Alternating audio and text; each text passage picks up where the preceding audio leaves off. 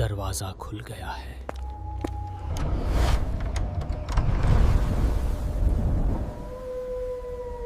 डर की Dastak YouTube channel पर आपका स्वागत है। भूत, प्रेत, पिशाच और शैतानों की रोमांचक कहानियाँ आपको इस चैनल पर सुनने को मिलती हैं। अगर आपको ऐसी ही वीडियोस देखना पसंद है तो हमारे इस चैनल को सब्सक्राइब करना ना भूलें।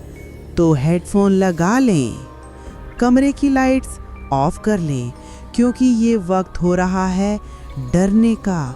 चलिए अब कहानी शुरू करते हैं। रात का समय था।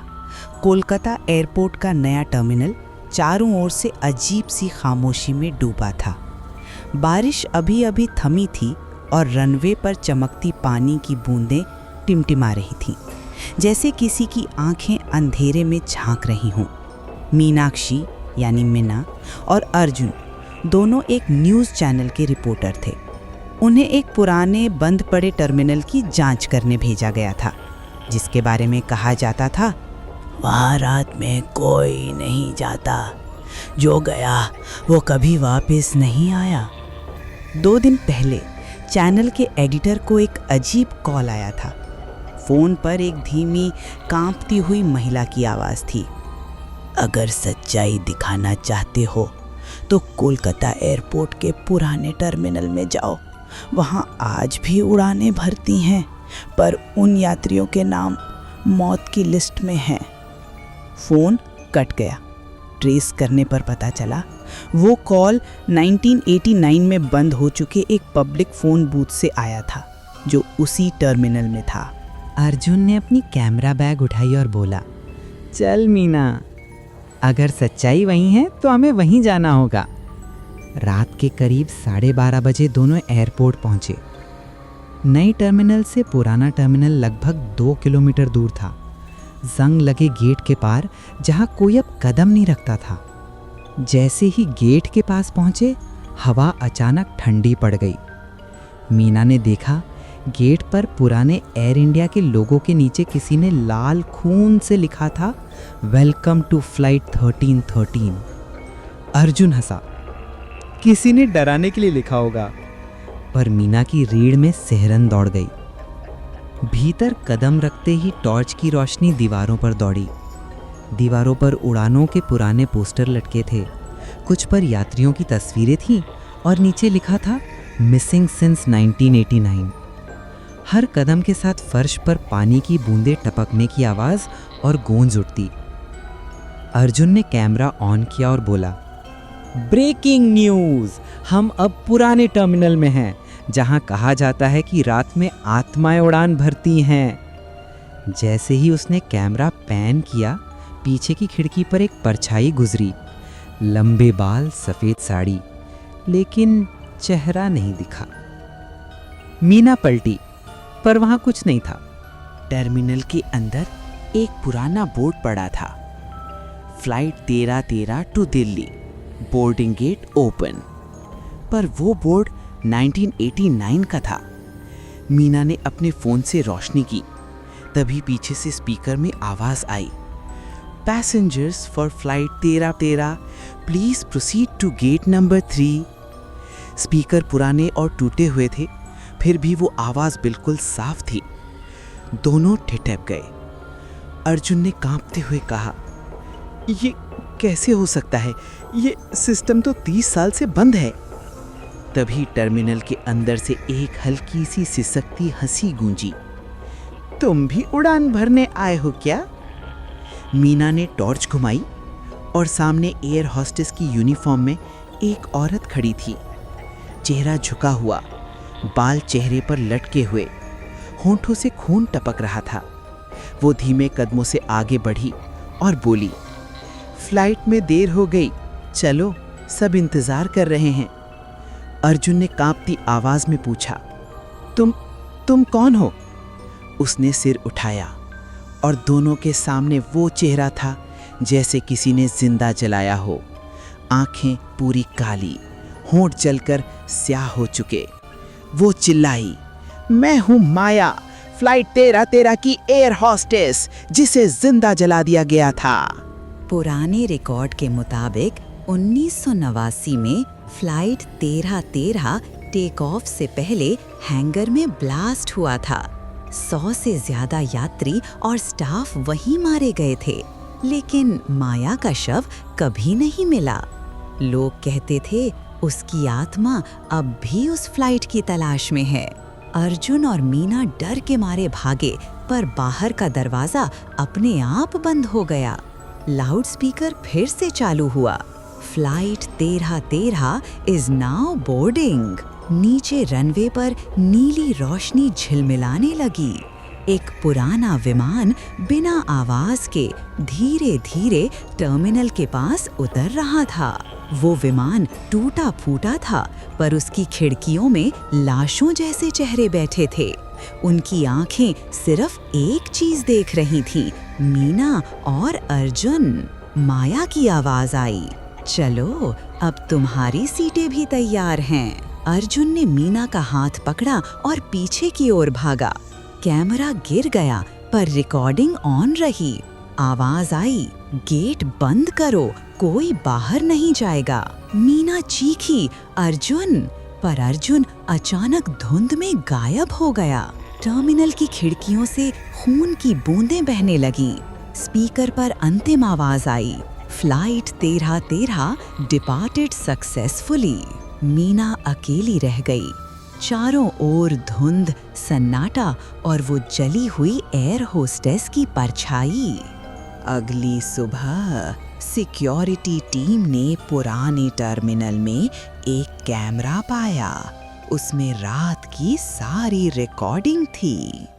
वीडियो के आखिरी फ्रेम में सिर्फ इतना दिखा, रनवे पर एक विमान धीरे धीरे उड़ान भरता हुआ आसमान में गायब हो गया और उसके खिड़की में मीना का चेहरा दिखाई दिया। एयरपोर्ट की टूटी खूटी दीवारों पर अब भी किसी अनजाने संगीत की गूंज थी, वो आवाजें जो इंसान के अंदर तक उतर जाएं। मीना और अर्जुन ने जैसे तैसे रनवे की तरफ कदम बढ़ाए, लेकिन हर कदम के साथ हवा और भारी होती जा रही थी, जैसे किसी अदृश्य शक्ति का दबाव उनके सीने पर बढ़ रहा हो। अर्जुन ने कांपती आवाज में कहा, मीना, हमें जल्दी निकलना होगा, ये जगह अब जिंदा नहीं रहने देगी। मीना ने उसकी ओर देखा। चेहरा पीला पड़ चुका था, आंखों में डर साफ झलक रहा था। वो बोली, अर्जुन, तुमने देखा था ना वो पुरानी कंट्रोल रूम, वो जहां से वो एयर क्रैश हुआ था, शायद वही रास्ता बाहर ले जाए। दोनों दौड़ पड़े, लेकिन रनवे के बीचों बीच पहुंचते ही अंधेरे से किसी ने उनका रास्ता रोक लिया। धीरे धीरे धुंध में से एक आकृति उभरी। वो वही थी, पिशाचिनी। उसकी आंखें अब खून से लाल थीं और उसके पैरों के नीचे की जमीन स्याही की तरह पिघल रही थी। तुमने मेरी नींद तोड़ी। उसकी आवाज गूंजी जैसे किसी सुरंग में गूंजती चीख। अब कोई लौट नहीं सकता, ना तुम, ना तुम्हारी सांसें।